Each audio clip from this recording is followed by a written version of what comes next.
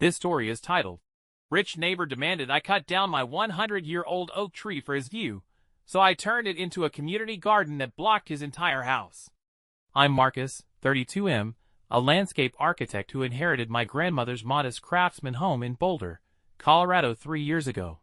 The house isn't anything fancy, but it sits on a beautiful half-acre lot with the most magnificent century-old oak tree you've ever seen. My grandmother used to tell me stories about how her parents planted that tree when they first built the house in 1924. Growing up, I spent countless summer afternoons reading books in its shade, and now my daughter Emma, 8F, does the same. Our quiet neighborhood started changing about a year ago when tech money began flowing into Boulder. The modest homes were slowly being torn down and replaced with modern mansions. I didn't mind too much until Bradley Thompson, 45M, bought the property next door. He paid $2.3 million for the teardown and immediately started construction on what I can only describe as a monstrosity of glass and steel. Bradley made his fortune in real estate development in California, and it showed in his attitude. He moved in with his much younger wife Ashley, 28F, who spent most of her time organizing charity galas and posting about them on social media. They were exactly the type of people my grandmother would have called new money with no class. Life was relatively peaceful at first. I focused on my work designing sustainable gardens for local businesses, while Emma thrived in her elementary school just 2 blocks away. My ex-wife Rachel, 31F, and I shared custody amicably, and Emma's weekend visits were always the highlight of my week. The oak tree was Emma's favorite spot. She even had a special reading nook set up in the curved branch closest to the ground. Then came the day that changed everything. I was working from home when Bradley strutted onto my property in his designer suit, not even bothering to ring the doorbell first.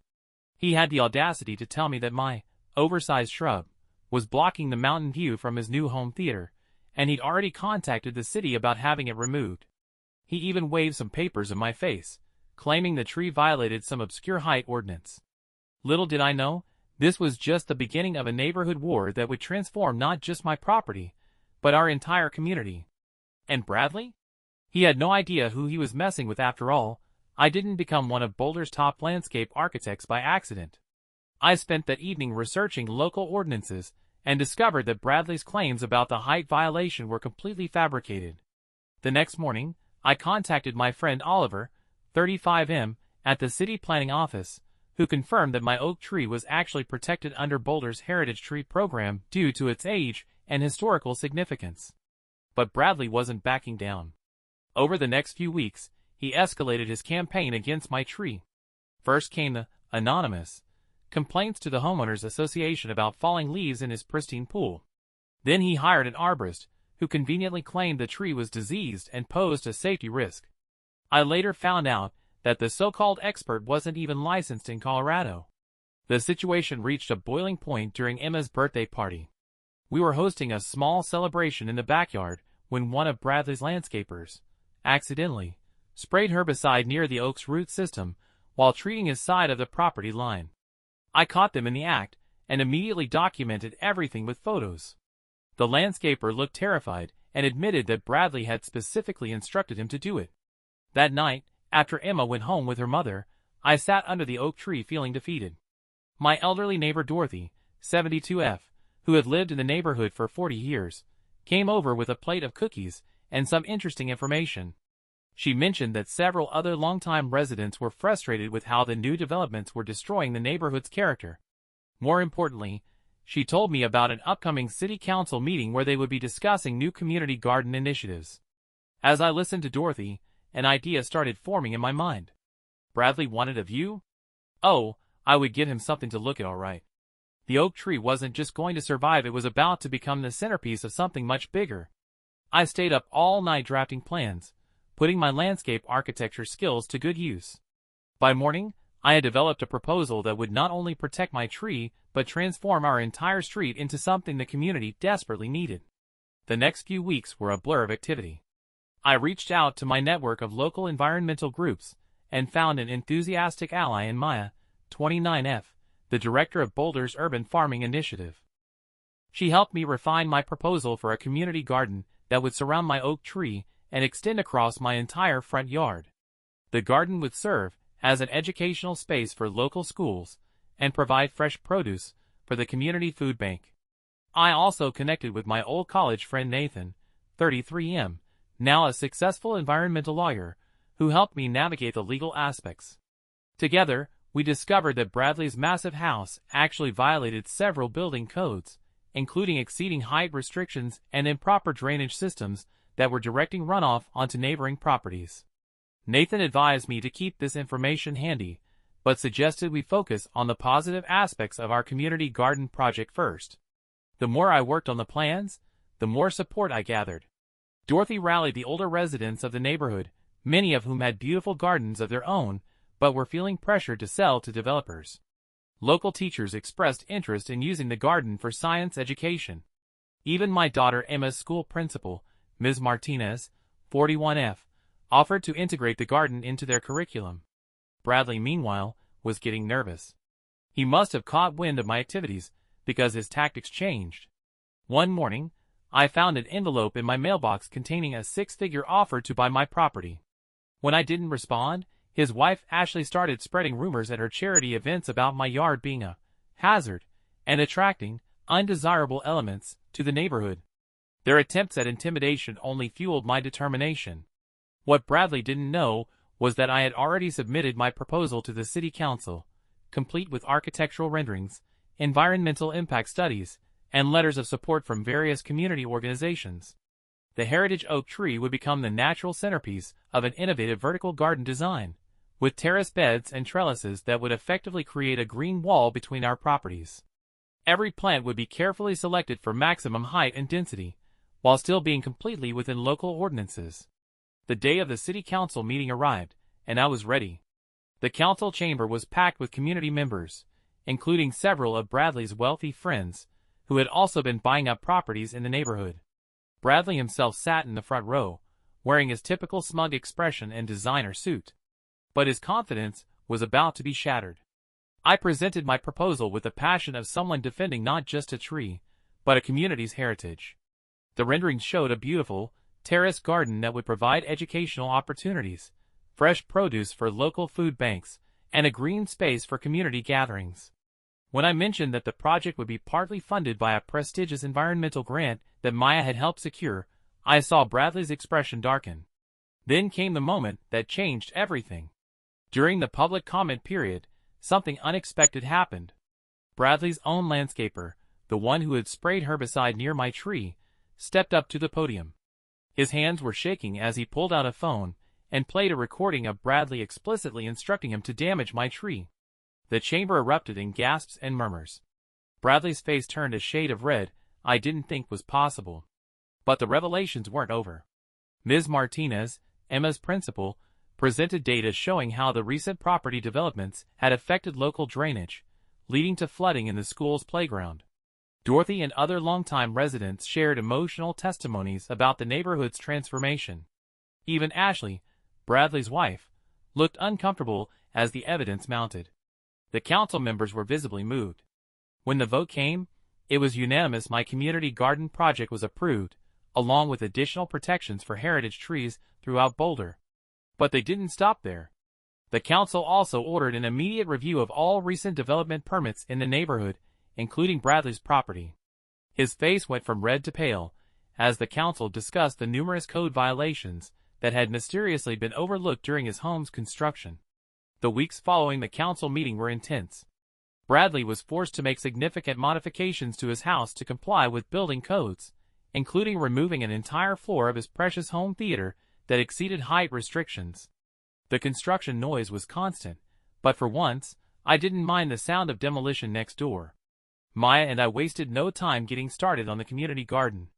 The response from the neighborhood was overwhelming. Retired master gardeners volunteered their expertise, local businesses donated supplies, and families signed up for garden plots. Even some of Bradley's wealthy friends, perhaps sensing which way the wind was blowing, made donations to the project.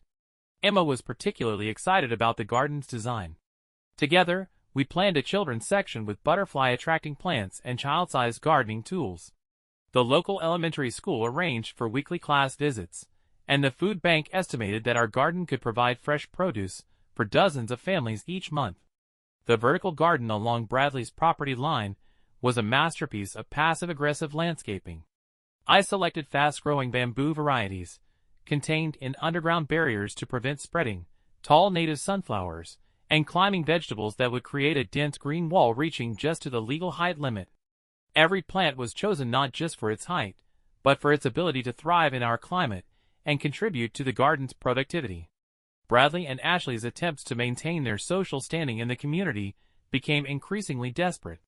They tried hosting elaborate garden parties, but the constant view of our thriving community garden and the sounds of happy children learning about nature seemed to dampen their guests' enthusiasm.